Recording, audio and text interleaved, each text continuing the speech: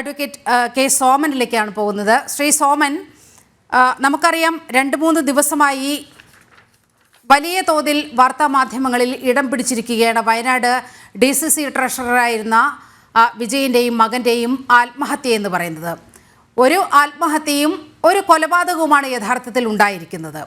ഇതിൻ്റെ ഉത്തരവാദിയായി അദ്ദേഹത്തിൻ്റെ കുടുംബം ചൂണ്ടിക്കാട്ടുന്നത് അവിടുത്തെ മുൻ DCC പ്രസിഡന്റായിരുന്ന ഇപ്പോൾ MLA ആയ IC ബാലകൃഷ്ണൻ്റെ നേർക്കാണ്. കോൺഗ്രസ് ഭരണമുള്ള സഹകരണ ബാങ്കുകളിൽ പലർക്കായി ജോലി വാഗ്ദാനം ചെയ്യുകയും IC ബാലകൃഷ്ണന്റെ നിർദ്ദേശാനുസരണം പലരും വിജയന് പണം കൈമാറുകയും ചെയ്തു. ഒടുവിൽ ജോലിയും ലഭിക്കുന്നില്ല, പണവും തിരികെ കൊടുക്കുന്നുമില്ല. അങ്ങേയറ്റം വിഷമാവസ്ഥയിലായ വിജയൻ മകനോടൊപ്പം, ദിവ്യാംഗനായ മകനോടൊപ്പം ജീവനൊടുക്കി എന്നതാണ് പുറത്തുവരുന്ന വാർത്തകൾ. എങ്ങനെയാണ് ഈ സംഭവത്തെ കാണേണ്ടത്?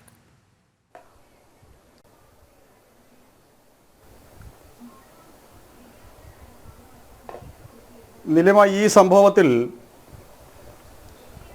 കോൺഗ്രസിൻ്റെ സഹകരണ മേഖലയിലെ അഴിമതി വയനാട് ജില്ലയിൽ വ്യാപകമാണ്. അതിൻ്റെ ഏറ്റവും അവസാനത്തെ ഒരു ഉദാഹരണമാണ് ഇപ്പോൾ ഈ DCC ട്രഷററുടെ മരണവുമായി ബന്ധപ്പെട്ട് പുറത്തു വരുന്നത്. ഇവിടെ ഇന്നും ഇന്നലെയും തുടങ്ങിയതല്ല ഈ സംഭവത്തിൻ്റെ പശ്ചാത്തലം. ഉദ്യോഗാർത്ഥികളിൽ നിന്ന് വയനാട് ജില്ലയിലെ കോൺഗ്രസ് ഭരിക്കുന്ന സഹകരണ സംഘങ്ങളിൽ ജോലി നൽകാമെന്ന് പറഞ്ഞ് പണം വാങ്ങി IC ബാലകൃഷ്ണൻ്റെ കൈകളിലേക്കും പണം എത്തിയെന്നാണ് KPCC പ്രസിഡന്റിന് ഈ ആത്മഹത്യ ചെയ്ത ജില്ലാ ട്രഷറർ നൽകിയ പരാതിയിൽ പറഞ്ഞിട്ടുള്ളത്. ആ പരാതിയിൽ ഒരു നടപടിയും KPCC പ്രസിഡന്റ് സ്വീകരിച്ചില്ല. ഉദ്യോഗാർത്ഥികൾക്ക് പണം മടക്കി നൽകേണ്ട സാഹചര്യം വരുന്ന സന്ദർഭത്തിൽ നിസ്സഹായനായി സഹായിക്കാൻ പാർട്ടിയുടെ നേതാക്കന്മാര് ഒരു തരത്തിലും തയ്യാറാകാത്ത സന്ദർഭത്തിലാണ് ഈ മനുഷ്യൻ ആത്മഹത്യയിൽ അഭയം പ്രാപിച്ചത്. ഇത് വയനാട്ടിലെ കോൺഗ്രസിൻ്റെ വികൃതമായ മുഖമാണ് പുറത്തു വരുന്നത്. അഴിമതി എന്നുള്ളത് കോൺഗ്രസിൻ്റെ കൂടപ്പിറപ്പാണ്. അവർക്ക് അഴിമതിയില്ലാതെ ജീവിക്കാൻ സാധ്യമല്ല. സംസ്ഥാന സർക്കാരിൻ്റെ ഭരണം നഷ്ടപ്പെട്ട് കേന്ദ്രത്തിൽ അധികാരം നഷ്ടപ്പെട്ടപ്പോൾ പ്രാദേശിക ഭരണകൂടങ്ങളിലും സഹകരണ സംഘങ്ങളിലും അവർക്ക് അധികാരമുള്ള സ്ഥലങ്ങളിൽ അവർ അഴിമതി നടത്താൻ വേണ്ടി ഇറങ്ങിപ്പുറപ്പെടുന്നതിൻ്റെ ഏറെ ഉദാഹരണം വയനാട് ജില്ലയിൽ നമുക്ക് കാണാനായിട്ട് സാധിക്കും. വയനാട്ടിലെ ഇവരുടെ KPCCയുടെ ഒരു നേതാവ് ദിവസങ്ങളോളം ജയിലിൽ കിടന്നത് നാം കണ്ടതാണ്. അത് അഴിമതിയുടെ പേരിലാണ്. അത് മറ്റാരുമല്ല, KPCC ജനറൽ സെക്രട്ടറി ആയിരുന്ന KK ഇബ്രഹാമാണ്. ഒരു ജില്ലാ നേതാവ് മാത്രമല്ല, KPCCയുടെ ജനറൽ സെക്രട്ടറിയാണ്. തീർച്ചയായിട്ടും ശ്രീ അതെ, KPCCയുടെ ജനറൽ സെക്രട്ടറി. അദ്ദേഹത്തിന് മേധാവിത്വമുള്ള സഹകരണ സംഘത്തിൽ, പുൽപ്പള്ളി സഹകരണ സംഘത്തിൽ സഹകാരികൾ അറിയാതെ ലക്ഷക്കണക്കിന് രൂപ വായ്പ എഴുതിയെടുത്തു. അവിടെ ഒരു പാവപ്പെട്ട കർഷകൻ, രാമചന്ദ്രൻ എന്ന് പറയുന്ന ഒരു പാവപ്പെട്ട കർഷകന് ജപ്തി നോട്ടീസ് വരുന്ന സന്ദർഭത്തിലാണ് ഈ അഴിമതി പുറത്തു വരുന്നത്. ആ രാമചന്ദ്രൻ മാനാഭിമാനമുള്ളയാളെന്ന നിലയിൽ ആത്മഹത്യയിൽ അഭയം തേടി. അങ്ങനെയാണ് ആ അഴിമതി കഥ പുറത്തു വരുന്നത്.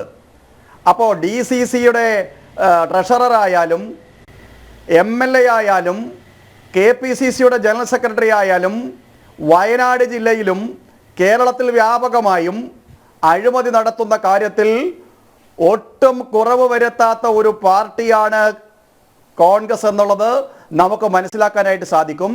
ഈ അഴിമതി നടക്കുന്ന സന്ദർഭങ്ങളിലെല്ലാം തന്നെ ആ അഴിമതിക്കാർ സംരക്ഷിക്കപ്പെടുന്ന ഒരു സമീപനം സംസ്ഥാന സഹകരണ വകുപ്പ്, അത് ഇപ്പോൾ കഴിഞ്ഞ കുറച്ചു കാലമായി CPMന്റെ കയ്യിലാണ്. CPM ഭരിക്കുന്ന സന്ദർഭത്തിലും കോൺഗ്രസ് ഭരിക്കുന്ന സഹകരണ സംഘങ്ങളിൽ അഴിമതി നടന്നാൽ ആ അഴിമതിക്കാർ ശിക്ഷിക്കപ്പെടുന്നില്ല എന്നുള്ളതിന് ഏറെ തെളിവുകൾ നമുക്ക് പറയാൻ സാധിക്കും. കോൺഗ്രസ് സംസ്ഥാനം ഭരിക്കുന്ന സമയത്ത് അവർ സഹകരണ മേഖല അധികാരം കൈയാളുമ്പോൾ CPM അഴിമതി നടത്തിയാൽ ആ CPMകാരും സംരക്ഷിക്കപ്പെടുന്നതിൻ്റെ ഏറെ ഉദാഹരണങ്ങൾ നമുക്ക് ഈ സംസ്ഥാനത്ത് സഹകരണ മേഖല പരിശോധിച്ചാൽ മനസ്സിലാക്കാൻ സാധിക്കും. ഇതില് നാം കാണേണ്ട ഒരു കാര്യം, പാവപ്പെട്ടവന്റെ കൺമുമ്പിൽ ഞാൻ അങ്ങയിലേക്ക് എത്താം. ചെറിയ ഭരിക്കാൻ വേണ്ടി ഓക്കെ, തുടർന്നോളൂ ശ്രീ സോമൻ, അങ്ങേക്ക് തുടരാം. ആ താല്പര്യമനുസരിച്ച് വരുന്ന ഭരണസമിതി ഈ നിക്ഷേപകരെ കബളിപ്പിക്കുകയാണ്, ഈ നിക്ഷേപകരെ വേട്ടയാടുകയാണ്, അവരെ വഞ്ചിക്കുകയാണ്. ആ സഹകാരികളുടെ ആവശ്യത്തിനനുസരിച്ച് അവരുടെ കൺമുമ്പിൽ കാണുന്ന സഹകരണ സ്ഥാപനത്തിൽ നിക്ഷേപിക്കുന്ന പണം കിട്ടാതെ ഇരിക്കുന്ന സാഹചര്യം സംസ്ഥാനത്ത് CPM-ഉം കോൺഗ്രസും ഭരിക്കുന്ന സഹകരണ സംഘങ്ങളിൽ വ്യാപകമാണ്. ഇത് വലിയ അഴിമതിയാണ്.